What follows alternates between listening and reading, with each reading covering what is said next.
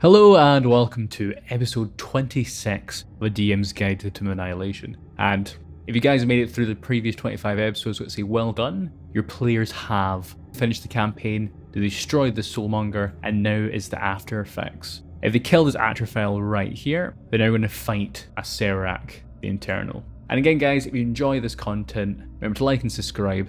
And if you're feeling generous, there's a Patreon link in the description below. So before I jump into the episode, I've got to say that if you're DMing this, well done for getting this far. You've done the hardest part, now is just the conclusion for all the hard work you put in previously. With this final boss battle, there's two definite ways you can do this. If you want to conclude the campaign right here, and you'll finish your session with your devoted players, I'd highly advise that you finish it on a high rather than a low. So let's say your campaign finishes here, I would suggest that the best ending would be for your players to defeat Acererak and they feel like they have a win. But this is Acererak the Internal we're talking about. He's an evil lich, and even if your characters do kill him, he will arrive back in 10 days time. He's not going to attack your players in a year's time, he's going to attack your players' characters, great-great-grandkids in the future, because time is not of trouble to him because he effectively is immortal. If this is your mid part of your campaign and you want to finish your campaign at level 20, I would highly suggest that you get Acererak to try to kill your player characters as effectively as possible. Because now you've destroyed the Soulmonger previously, your characters can be revived and reincarnated in other parts of the kingdom. And then you can bring back Acererak as the big bad as a high level campaign when your characters are level 18, 19, perhaps even 20. So what I'm going to do, I'm going to explain how to play Acererak the way I would do it, and how to play Acererak where he will make it unbelievably difficult for your players to win. So first we're going to look at Acererak, what aims he has, what spells he can use, and what various tactics he can use along this battle. So as your characters defeat this Atrophiel, this is when they'll summon Acererak, a skeletal figure wrapped in mouldering robes and clutching a skull-tipped staff appears on the south balcony. Hateful pinpricks of white light burn in its eye sockets, and 2-foot diameter sphere of utter darkness floats in the air beside it. So with Acererak, he has an armor class of 21, he has a large amount of hit points of 285, he has legendary actions, legendary resistances, he hasn't got any layer actions, which is good for your player characters. Acererak has two main items, he has the Staff of the Forgotten One, and he has a Fear of Annihilation. If they found the room with the Black Opal Crown on Area 49, they've already seen a Fear of Annihilation, and they know what this item can potentially do. So if your character's been possessed by these trickster gods, any character that has a trickster god will gain 50 temporary hit points at the start of their turns, and if your character makes an attack roll against Acererak and hits, you'll get an extra 3d6 psychic damage. So with this benefit, this 50 temporary hit points at the start of each turn makes this battle considerably easier for your player characters.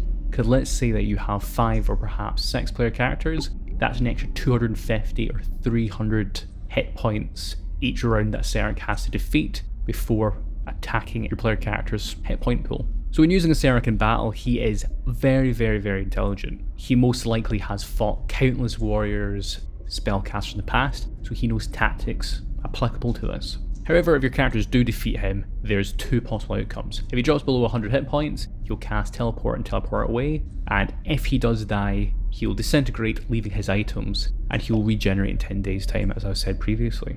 Acererak is an immortal lich, and he's travelled from world to world. This means that he has various enemies that will be considerably stronger than your player characters. So the way I would run this is that he wouldn't be using his highest level spells, because he potentially could be attacked by a god or another adventurer that's much higher level than your player characters at any point. And from my assumption, this isn't his only Tomb of Annihilation. I reckon he'd have several in various planes of the multiverse. Even though you destroyed this god of death, he has other plans afoot. So he's not going to attack you with his full might. So what can Acererak do then? So he has a high armor class 21, he has 285 hit points, speed of 30 feet, everything is high except from his dexterity and strength. He's incredibly intelligent with a +8. His saving throws, he has a high con of +12, 50 intelligence, 12 wisdom. He's immune to necrotic poison, piercing from non-magical attacks. He can't be blinded, charmed, deafened, exhausted, frightened, paralysed, petrified, poisoned and stunned. He has true sight of 120 feet, which means he can see invisible characters. He has 3 legendary resistances, and he has legendary actions. And with these actions, he has his spellcasting, and he has 3 other abilities such as Paralyzing Touch. He can use his quarterstaff, and he can invoke a curse while he holds the Staff of the Forgotten One. There's a lot to take in here, so I do apologise.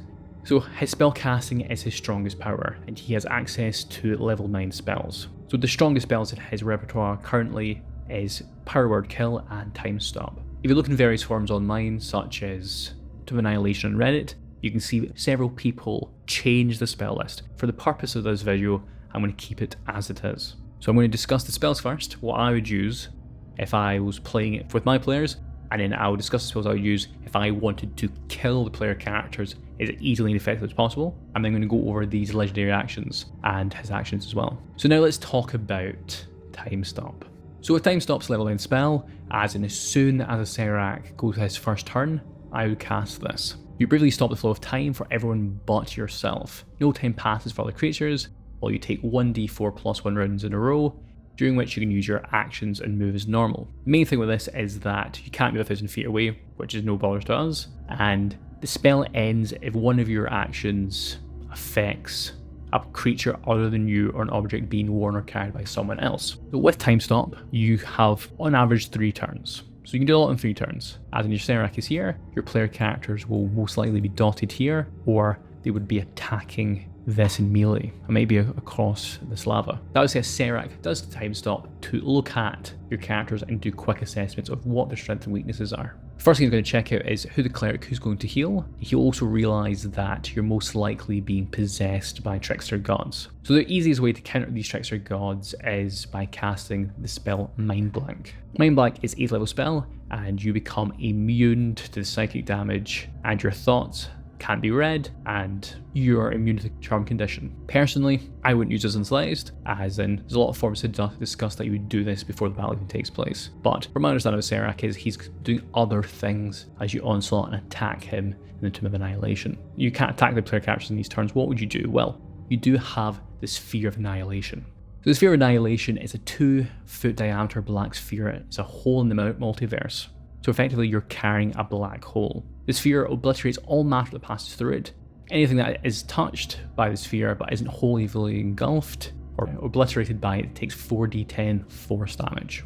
And what I would do is if my player characters can see this and they are a wizard of high level, I would give them information. If they did an intelligence check very quickly, they could figure out that they can take over the Sphere of Annihilation from Acererak. However, it would be very, very, very difficult. So with this knowledge of the Sphere of Annihilation does damage without a saving throw, and that it obliterates all matter it passes through, I would get Acererak to be making holes in the balcony below your players. Or if they're standing in there, they'll just be making holes directly down. And as Time Stop stops, they will fall into this lava below, or they can be trapped in various places. The main thing we're trying to do is here is the action economy is on your player's side. They'll get 5 turns, Acererak will only get 1. So you either have to do a ridiculous amount of damage in 1 turn, because of the 50 temporary hit points your trickster spirits will give you, or you can essentially take people out of battle and do damage to people who are there. Since Acererak is smart, he's going to take away the person that will be the most danger to him, or has the ability to heal or counter what he can do. He's not very scared of enemy wizards because of his counter spell right here. However, if you do have a sorcerer player character, they can have the ability to cast subtle spells which cannot be counterspelled. And that was the bane of Acererak in my campaign. Our sorcerer attacked over and over again using subtle spell and disintegrate, and that's one of the main reasons why Acererak was knocked to less than 100 hit points, and he teleported away, allowing the player characters to live. So we have other high level spells, so I would say that if you have a cleric, or you have a fighter that has very low intelligence, I would drop Maze as soon as possible. So once Acererak has figured out who they are, he's been digging holes with this Sphere of Annihilation, he'll cast Maze and trigger before your player characters can even have a turn. So with the Maze, it is a concentration spell, and what you can do here with it is that you banish a creature that you can see within range into a labyrinth, and the target remains there for a duration or until he escapes the maze. Obviously Acererak knows that a Minotaur or a Gerso Demon would automatically succeed, so if you have a Minotaur fighter, he wouldn't use it on him, for instance. And on their turn, they can escape this maze with a DC 20 intelligence check. With my experience here, your fighter or whatever character has a low intelligence, such as a cleric, they won't leave this for at least 4 or 5 turns. However, luck might be on your side, and if they are lucky, they are out for 1 turn, which can make a big difference in combat. Another way you can do is during this time stop, you can cast a Wall of Force, which is also concentration, so you can choose either Maze or Wall of Force. So one strategy I've seen that is you cast a Wall of Force directly on top of this lava pit, and you stand there and you lure the fighters into melee combat with you.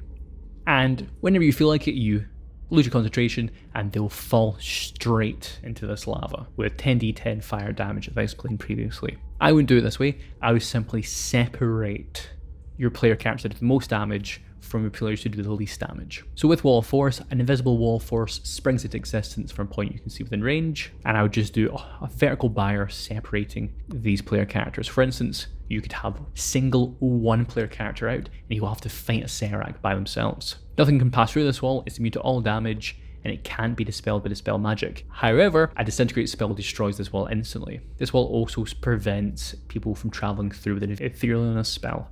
In my game with our sorcerer, she knew Disintegrate, and this is why Acererak did not cast this.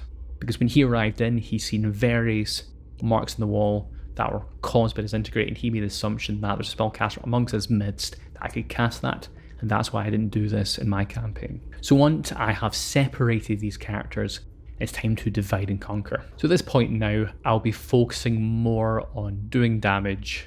I'll still continue on with limiting as many player characters that can attack Acererak. So with his action, he can attack with his Paralyzing Touch, but he also can use Paralyzing Touch as his melee attack with his legendary action. So with Paralyzing Touch, it's a +8 to hit, and if it does hit, you must make a DC 20 Constitution saving throw or be paralyzed for 1 minute. A DC 20 Constitution saving throw is huge, which means that you can also knock out another player character from the combat as well. So at this point, if it works out correctly, you've now knocked out 2 player characters almost off the bat. Other action you can see is Invoke Curse. So Invoke Curse is a strange one. I believe that it could work if you had 1 player character remaining, but for this to really work, you need to have 2 turns available to you. You use 1 charge to cast Invoke Curse. Your target must succeed in a DC 23 Constitution saving throw or be cursed. Until the curse is ended, the target can't regain hit points and has a vulnerability to necrotic damage. Acererak would not cast this if he thought there was a cleric in the midst, because Great Restoration and Remove Curse can end this curse. So let's say he's used Maze, he's teleported the cleric out of the way, he'll be able to do this. But he'll only do this if he felt comfortable that there wasn't so much enemy-friendly fire here. One of the main reasons this Invoke Curse can be so useful is because of this ability here, Disrupt Life. So it costs 3 actions, so this would be all Acererak's legendary actions.